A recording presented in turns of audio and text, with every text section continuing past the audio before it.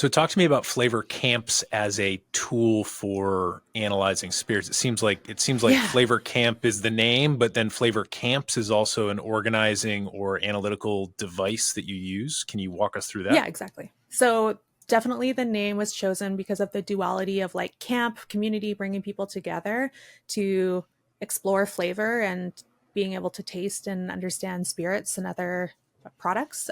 But with the flavor camp tasting system, the idea is that each spirit category has anywhere from about 7 to 10 flavor camps that products can fall into. And so every single product within that spirit category will have a flavor camp identity where they make up one primary and 1 to 2 secondary flavor camps, and that will create their kind of overall tasting profile. And so, what that does is it really simplifies, again, how to remember what you're tasting, because if you're tasting 8 spirits, there could be hundreds of tasting notes between them. And just being able to boil it down into, or distill it down, I guess, into like 1 to 3 flavor camps as that profile, I think helps people to remember after the fact what they liked and didn't like. And also be able to compare and contrast and just like categorize spirits based on their flavor first, not necessarily what category they come from or subcategory or what brand they come from, because I think it's it makes sense that we have these subcategories. Like if we look at whiskey, there's bourbon, there's rye, there's single malts, and there will be similarities just because of the grains that are required to be used to make them. But there is also so much variety. So I don't know, just because you like one bourbon doesn't mean you're going to like another. So by organizing them based on their flavor profiles, not their like category of spirit, I think that's a more effective tool for people to purchase products and figure out what they like and don't like. And then you can kind of cross section that with other spirit categories too, right? Like if you like this whiskey, you might like this rum because they have the similar flavor counts, right?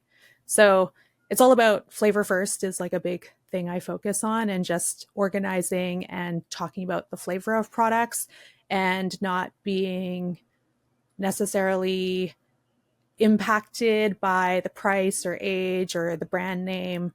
Again, it's all about flavor first. And I think organizing things by flavor is really helpful ultimately for brands and for people to connect them to the right products that they like, right? That was a lot. So give me well it's I mean it's a lot, but yeah, I think you did a really good job laying it out. Give us an example of a couple of, like, let's say you're comparing Mhm. two whiskeys. They can be the same category, they can be different. Give us an example of maybe that primary flavor camp and maybe one or two of the, like, the sub flavor camps, just so that we can understand how they would be presented to somebody who's actually participating in one of your classes. Yeah, for sure. So maybe I would say going back to just subcategories within like the bigger category of whiskey, there oftentimes will have similar flavor camps for similar categories, but it's not always the case. So if we look at bourbon, for example, say you just have a classic bourbon mash bill where it's like around 70% corn, I don't know, like 15 to 20% rye, and then the rest in malt. Um, that might have, because of the higher or moderate corn content, that might create a candied note to that specific bourbon. So perhaps it's like a sweeter bourbon profile. So candied would be the primary flavor camp. And I try to use candied versus sweet because sweet is like a taste that we perceive, and there's not sugar level content necessarily in a bourbon, right? So candied, I think, is a bit more descriptive than sweet. And there's also subsections of different sweet notes in different flavor camps. So maybe it's like candied first, and then you're getting like, it's, I don't know, like a char 3.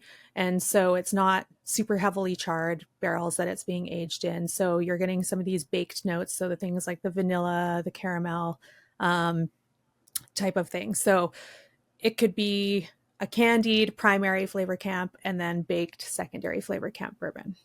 And then if we compare that to something that's like a higher rye content bourbon, maybe you're getting more of those spice notes. So it could be like candied first, spice second, if it's heavily charred and higher rye content, right? And you're not getting as much of that baked note to it. So the way in which you could relate it is if in the grand spectrum of things, like, yeah, those bourbons both have candy notes as their primary flavor camp that you can organize it by. Or if you want to get more specific, you can like follow the subsets of the spiced or the baked root, I guess. I feel like this is getting very complicated.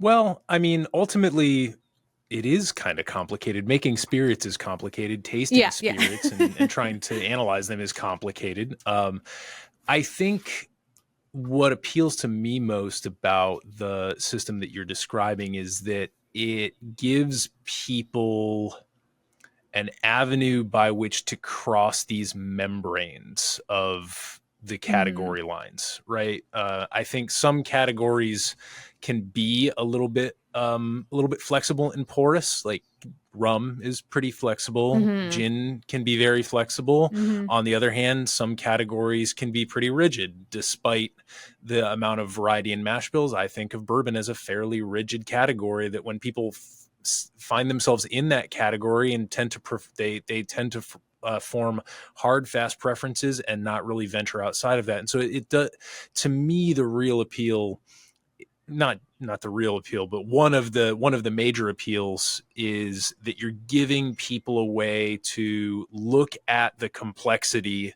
of spirits that can allow them to look up and realize, oh shit, I'm not drinking bourbon anymore. Like, oh, is Hmm. that okay? And then to realize like maybe it's okay that they just enjoyed something that's not what they thought that they would enjoy.